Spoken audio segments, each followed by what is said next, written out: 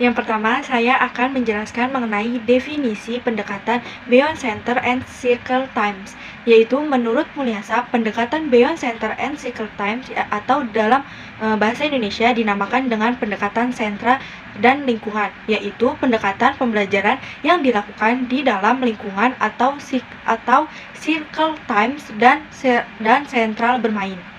Yang kedua yaitu teori dasar pendekatan Beyond Center and Circle Times. Anna Freud mengemukakan garis perkembangan berisi urutan tahapan perkembangan anak dari ketergantungan menjadi mandiri, dari irasional menjadi rasional, dari hubungan yang pasif menjadi aktif dengan realita. Salah satu dari 6 garis perkembangan Anna Freud yang digunakan sebagai dasar teori Beyond Center and Circle Times ini adalah garis perkembangan yang menunjukkan bahwa anak belajar memulai dari badan, mainan, dan bermain. Metode Beyond Centers and Circle Time didasarkan pada teori perkembangan anak seperti yang diterangkan dalam karya Jean Piaget, Lev Vygotsky, Erik Erikson, dan Anna Freud. Teori Jean Piaget mengatakan bahwa anak belajar menciptakan dengan mengeksplorasi segala hal berdasarkan tahapan tiap-tiap anak untuk menyusun pengetahuannya. Dalam teorinya, yakni teori belajar scaffolding, Lev Vygotsky memaparkan mengenai tahapan-tahapan pengetahuan atau pengetahuan bertingkat. Erik Erikson menyebutkan bahwa anak butuh ditumbuhkan rasa percaya pada diri sendiri, lingkungannya, kemandiriannya, prakarsanya, dan keuletannya. Dari 6 urutan perkembangan Anna Freud, yang menjadi landasan teori dalam metode BCCT ialah anak belajar diawali dengan fisik, mainan, dan juga bermain.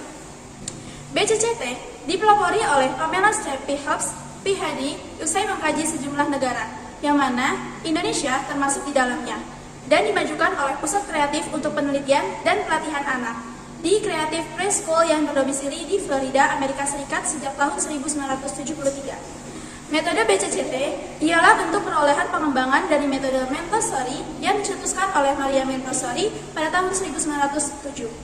Metode Highscope yang diprakarsai oleh David P. Wilcard pada tahun 1962, dan metode Regina Emilia yang dipelopori oleh Loris Malgozzi sejak tahun 50-an yang berpusat pada kegiatan anak di sentra. Kelebihan dari metode pembelajaran Beyond Centers and Circle Time atau BCCT ialah: yang pertama, mampu memberikan pengalaman bermain yang kaya dan mendalam; yang kedua, lebih fleksibel dan kontekstual; yang ketiga, anak-anak didorong untuk bermain di pusat-pusat kegiatan pembelajaran yang bersifat individual; yang keempat, semua fase perkembangan anak dirinci dan dirumuskan dengan jelas; yang kelima, anak didukung secara aktif dan kreatif serta berani mengambil keputusannya sendiri. Adapun kekurangan dari model pembelajaran BCCT, yang pertama, membutuhkan waktu yang lebih banyak untuk membuat perangkat pembelajaran yang lengkap dan juga membutuhkan biaya yang banyak untuk membuat media pembelajaran. Yang kedua, banyak pendidik yang belum memahami sepenuhnya sintaksis dari pembelajaran BCCT. Yang ketiga, kurangnya koordinasi antara pendidik dan juga orang tua. Dan yang terakhir, manajemen pengaturan waktu yang sering terlewatkan karena kontrol dari pendidik yang kurang. Nah, selanjutnya ada implementasi metode Beyond Centers and Circle Time di sekolah dasar. Metode Beyond Centers and Circle Time cocok diterapkan di sekolah dasar mula, yakni kelas 1, 2, dan 3, yang mana rentang usia peserta didik saat itu antara umur 6 sampai 8 tahun. Implementasi metode BCCT mencakup 3 kategori aktivitas, yaitu persiapan, pelaksanaan, dan evaluasi. Yang pertama adalah persiapan. Dalam bagian ini terdapat penyediaan perangkat permainan yang diselaraskan dengan variasi sentra dan tahapan umur anak. Adanya perancangan pendataan pertumbuhan anak berwujud notulensi anak, dan adanya sosialisasi metode BCCT kepada orang tua.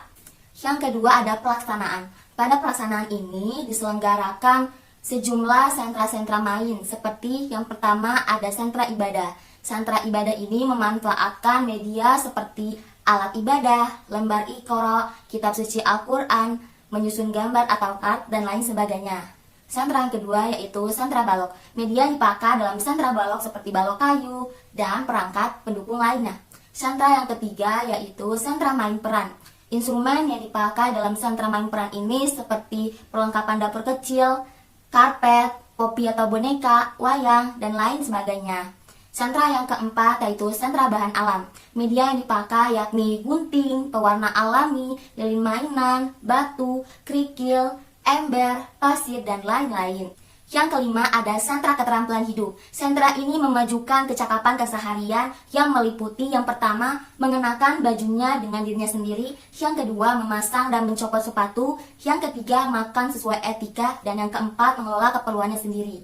Selanjutnya, kegiatan yang ketiga yaitu evaluasi. Dalam hal ini, evaluasi mempunyai dua macam, yakni yang pertama, evaluasi program. Evaluasi program ini dilaksanakan untuk mendapati efisiensi penyelenggaraan program pendidikan yang meliputi kemampuan dan penampilan pendidik lewat perjumpaan mingguan dan tata laksana pembelajaran yang diketahui lewat pertemuan setiap minggu dan pencatatan tiap semester. Yang kedua yaitu evaluasi pertumbuhan dan perkembangan anak.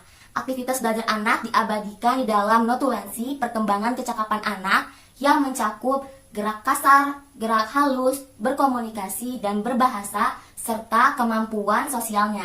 Nah, penerapan metode Beyond Centers and Shelter Times pada berlangsungnya pembelajaran di area bermain dan di kelas mencakup yang pertama, persiapan lingkungan main. Dalam hal ini, pendidik menyediakan instrumen dan perangkat bermain yang akan dipakai dengan berdasar pada rancangan dan agenda yang telah dirancang untuk kelompok yang dibimbing. Selanjutnya, pendidik akan mengatur perangkat bermain yang dipakai berdasarkan dengan golongan umur peserta didik. Nah, dalam pengaturan ini harus berdasarkan rancangan pembelajaran yang memuat bagian-bagian yang ingin digapai dalam suatu topik pembelajaran. Yang kedua ada penyambutan anak.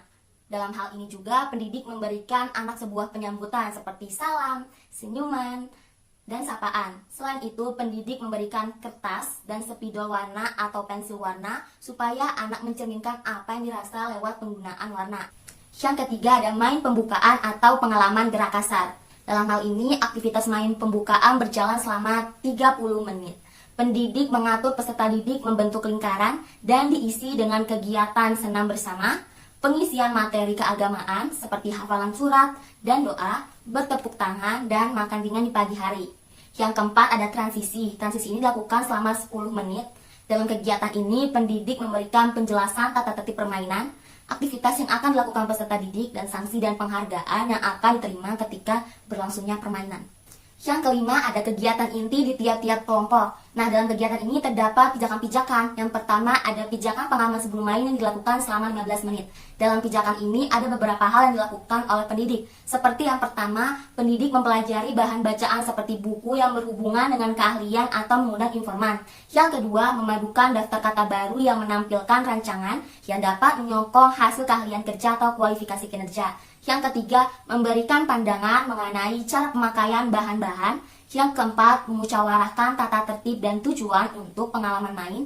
Yang kelima, memaparkan rentetan waktu main dan mengatur peserta didik untuk mencapai kesuksesan hubungan sosial. Dan yang keenam, mempersiapkan dan mengaplikasikan rangkaian transfigurasi main. Yang kedua ada pijakan pengalaman saat main yang dilakukan selama 60 menit. Kegiatan pendidik yang dilaksanakan pada pijakan ini meliputi yang pertama, memperkenankan waktu main selama 45 menit sampai 1 jam untuk pengalaman main anak. Yang kedua, menggunakan komunikasi yang sesuai dengan keadaan.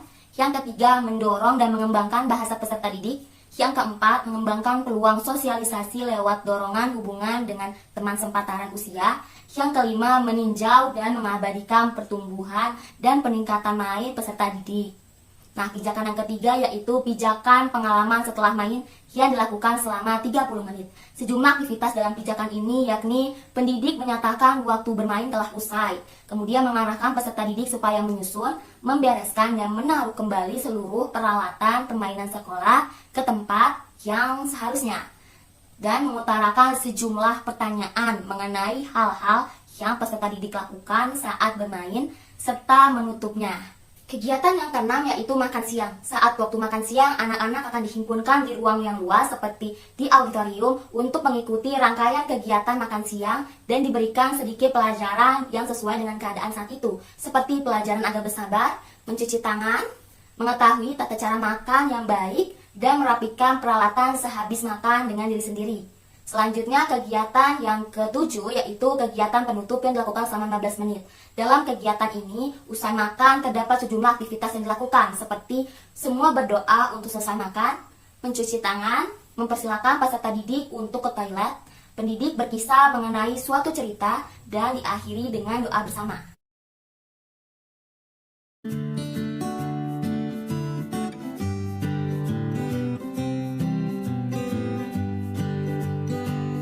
Assalamualaikum warahmatullahi wabarakatuh. Waalaikumsalam warahmatullahi wabarakatuh.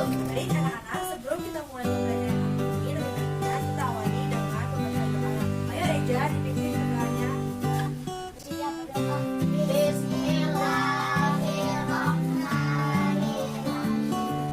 sekarang kita absen terlebih dahulu ya. Coba, ya, kita lebih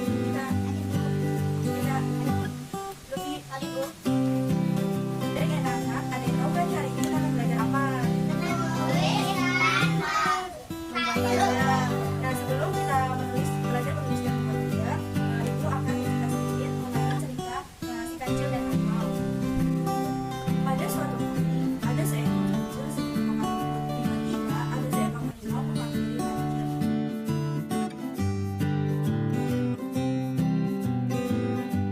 Baik anak-anak, siapa yang bisa mengambil hikmah dari cerita yang sudah Ibu ceritakan tadi? Ya, siapa? Oh, cerita apa?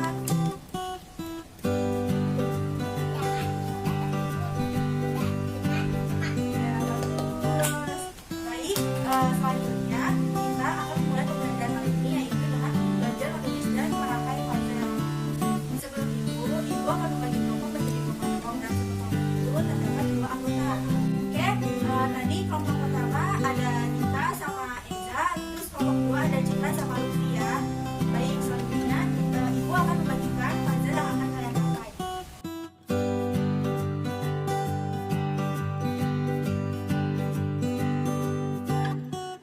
Oke, untuk kelompok pertama yaitu menyusun puzzle. Yang kelompok kedua yaitu menebangkan tulisan ya.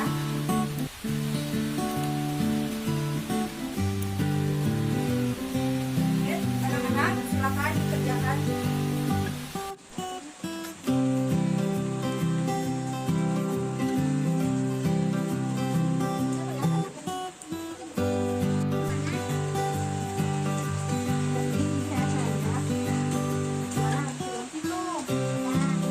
Ada yang ingin kata lagi?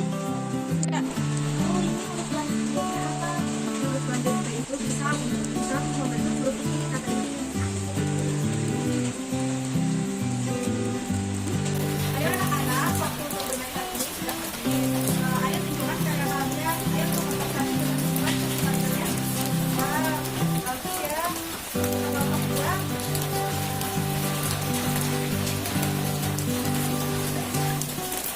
Bagaimana anak-anak apakah bermain kali ini dulu?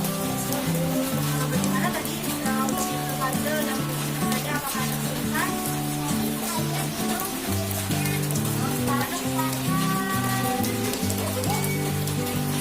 Caranya ada. Oke, sekarang bukan waktu untuk istirahat sebelum kalian makan siang. Lebih baiknya kalian untuk istirahat sebentar di toilet.